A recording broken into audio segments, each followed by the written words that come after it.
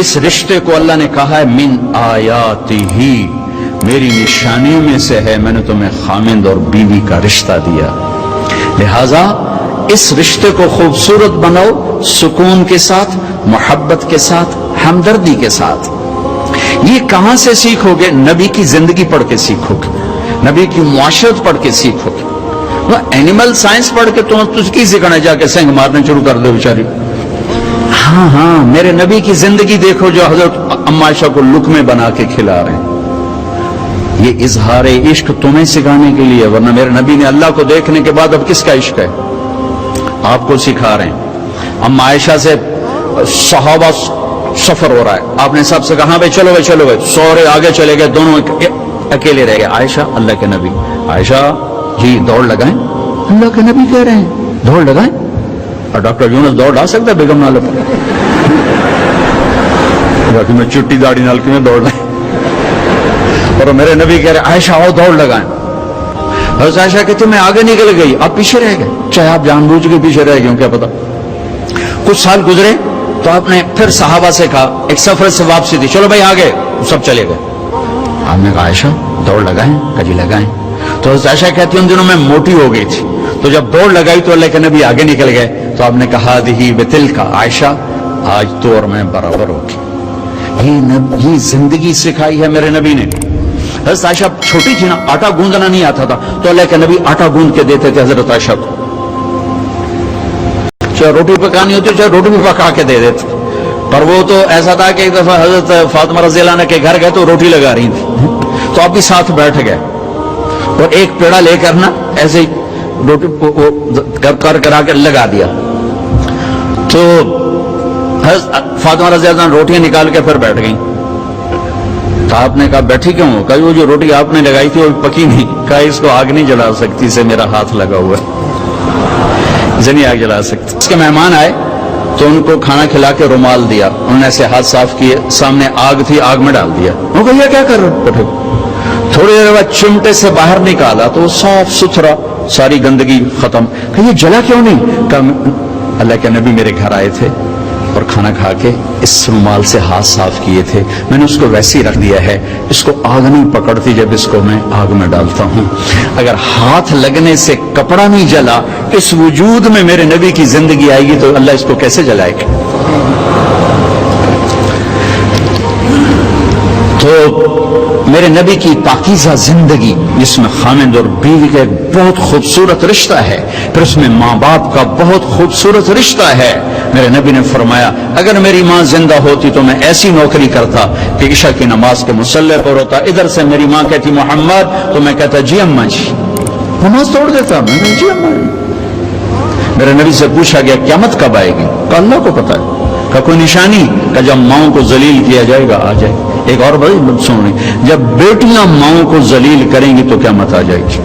بیٹیوں کا خاص طور پہ نام لیا کہ جب بیٹیاں بھی ماؤں کو ذلیل کریں گی تو قیامت آ جائے گی۔ یہ بڑے خوبصورت زندگی میرے نبی ہمیں دے کر گئے، صرف تسبیح پکڑا کے نہیں گئے، صرف مصلی پہ بیٹھا کر نہیں گئے، وی سی کی کرسی پر کیسے بیٹھنا یہ بھی سکھایا ہے، اور بیوی کے ساتھ کیسے چلنا یہ بھی سکھایا، عورتوں کو بھی سکھایا ہے کہ اگر میرے دین میں سجدہ ہوتا تو میں بیوی سے کہتا اپنے خامند کو سجدہ کر، اور ماں کے قدموں تلے جنت ہے تیری، باپ تیری جنت کا دروازہ ہے۔ ابو ہریرہ جا رہے تھے، ایک نوجوان آگے جا رہا تھا، ایک بڑے میاں پیچھے جا رہے تھے، کہ او بھائی، کہ جی ما ھذا منک، یہ کون ہے؟ کہ جی میرا ابا۔ کا پیچھے چل، اس کو آگے چلا، اس کو آگے چلا، خود پیچھے چل، کبھی اس کے آگے نہ چلنا، کبھی اس سے پہلے نہ بیٹھنا، کبھی اس سے پہلے نہ بیٹھنا۔ امام زین العابدین پاکیزہ ہستی، اماں کے ساتھ کھانا نہیں کھاتے تھے، اور عرب میں وکر یہ الگ الگ پلیٹیں ہیں نا، یہ تو ہمارا دستور ہے، عرب کا دستور ہے کٹھے کھانا۔ تو ایک شخص نے کہا حضرت آپ ماں کے ساتھ کھانے کو نہیں کھاتے، آپ تو اتنے ماں کے فرما بردار ہیں۔ کہا بھائی مجھے ڈر لگتا ہے کہ میری ماں کی آنکھ کسی بوٹی پہ پڑے اور اس کا ہاتھ آگے آنے سے پہلے وہ بوٹی میں اٹھا کے کھا لوں، کہیں میں اللہ کی بارگاہ میں مردود نہ ہو جاؤں، اس لیے میں اماں کے ساتھ مل کے کھانا نہیں کھاتا۔ تو جن کے ماں باپ زندہ ہیں، استاد بھی باپ ہوتا ہے،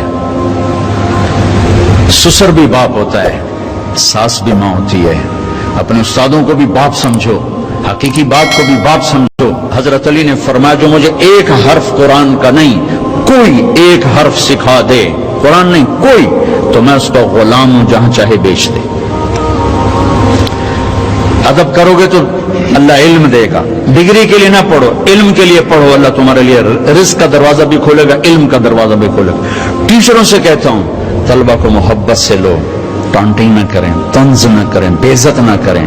बेइज्जत करने से रिएक्शन होता है, इज्जत खत्म हो जाती है।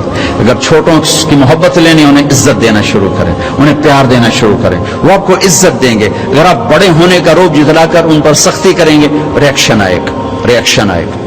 हमारा माहौल है शिद, माँ बाप भी सख्ती करते हैं, माँ बाप भी तरबियत के नाम पर डंडा उठाए फिरते हैं। और कितने बच्चों को बीमार कर दिया, तेरे नंबर क्यों थोड़े हैं, तेरे नंबर क्यों थोड़े हैं, तेरे ए क्यों थोड़े हैं, ये पता नहीं, एक तो ए बी की थुआ बड़ा, तो उनको पागल कर दिया है।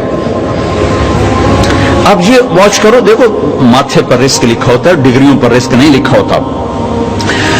ये अच्छे इंसान बने, अच्छे इंसान बने, मुआशरे का अच्छा फर्द बने, पढ़ाने की मेहनत जरूर करो, पागल ना बनो, पागल ना बनो, अपनी औलाद को पागल ना करो। मेरा एक बच्चा ज़हीन था, दूसरा जरा मुतवस्सित था, तो मेरी बेगम ने दोनों का आपस में मुकाबला करा करा करा करा, छोटे को बड़े का दुश्मन बना दिया। तू देख तेरे इतने थोड़े नंबर आए, ये तेरा भाई है, देख इसके कितने अच्छे नंबर आए। वो छोटे वो बड़े के गिरबान पकड़ने लगा और इतना उसके साथ वो बदतमीज हो गया। मैं कहा वेख ए तेरे मुकाबले का नतीजा है। एक का कुदरती इस्तेदाद थोड़ी होती है, किसी और चीज में ज्यादा होती है, एक पढ़ने में अच्छा होता है, एक किसी और चीज में अच्छा होता है। तो अपने बच्चों की खूबियां देखकर उसको हाईलाइट करो। ये सिर्फ नंबरों के ऊपर ना तोलो, नंबर तो नकल मार के भी आराम ना तुझे ले लो। तो कभी औलाद की आपस में तकाबुल और शिद्दत और सख्ती। हमारा माहौल, मैं चौथी जमात में पढ़ता था, हमारे उस्ताद से मास्टर शफी साहब रहमतुल्लाह अलैह बड़े मेहनती थे, लेकिन वही माहौल था, सोटे सोटे डंडे डंडे। दिसंबर का महीना, सर्दी, एक उसका हिसाब का सवाल लिखाया स्लेट के ऊपर, हम 15 लड़के यूं लाइन में बैठे। अच्छा मैंने देखा, मुझे नहीं आता था, मैं कहा चलो माफी तलाफी हो जाए। जब वो पहला उसको नहीं आया तो पतने को 8-10 डंडे पे, मैं कह वे मारेगा या अल्लाह। फिर दूसरा उसको भी डंडे, फिर तीसरा उसको भी डंडे, किसी को नहीं आया। अब मैं सवाल छोड़ना तो हल करना तो छोड़ दे, मैं कह या अल्लाह जान कि मैं बचाई, कोई राह दिखा। अच्छा हमारा देहाती कल्चर था, तो अब्बा जी रहमतुल्लाह अलैह, ये कोई रिश्वत नहीं होती थी, ये अपनी सादत समझकर उस्ताद जी के घर गंदम जाती थी, चावल जाते थे और घी जाता था, मक्खन जाता था, देसी शक्कर उससे तैयार होती थी वो जाती थी, गन्ने जाते थे, मिर्चें जाती थी, किन्नू जाते थे, आम जाते थे, ये सब कुछ जो हम बना लगाते थे। अब मैं सोच में पड़ गया, या अल्लाह की आखा उस्ताद जी कणक आमनी है, चावल आमने, किसे शायद अभी मौसम कोई नहीं जी की करा। फिर मुझे याद आया मर्चां खलोतियां। अब जब 2 लड़के रह गए ना, तो मैं मसला हल कर चुका था। तो मैं उठा, मैं कहा उस्ताद जी अब्बा जी पे ध्यान, कल मर्चां घर अपड़ जस। मैं कहा शाबाश मेरा पुत्र शाबाश, तू ऐदे बह जा, तू ऐदे बह जा। लबे मर्चा मेरी जान बचाई, लेकिन ये झूठ मुझे मेरे उस्ताद की सख्ती ने सिखाया। मैं झूठ नहीं बोलना चाहता। ये माँ बाप अपनी औलाद को झूठ सिखा रहे हैं, बेजा सख्ती। टीचर प्रोफेसर बच्चों को झूठ सिखा रहे हैं बेजा सख्ती से। और आपसे कहता हूं कि अदब इंसानियत का जेवर है, अदब इंसानियत का जेवर है। जो एक हर्फ भी पढ़ा दे उसके आगे कभी सर न उठाना। अल्लाह तुम्हें इल्म भी देगा, रिस्क भी देगा, इज्जत भी देगा। माँ बाप हैं, उस्ताद हैं, सबको इज्जत दो। अल्लाह तुम्हें इज्जत की चोटियां दिखाएगा, अपनी रजा भी नसीब फरमाएगा। इज्जत ایک عالمی سچائی ہے، نماز ایک عالمی سچائی ہے، سچائی ایک عالمی طاقت ہے، دیانت ایک عالمی طاقت ہے۔ یہی میرا دین اور یہی میرا اسلام ہے، اور یہی آپ کا دین اور آپ کا اسلام ہے۔ باقی جو کچھ ہے وہ فرقہ واریت کی آگ ہے۔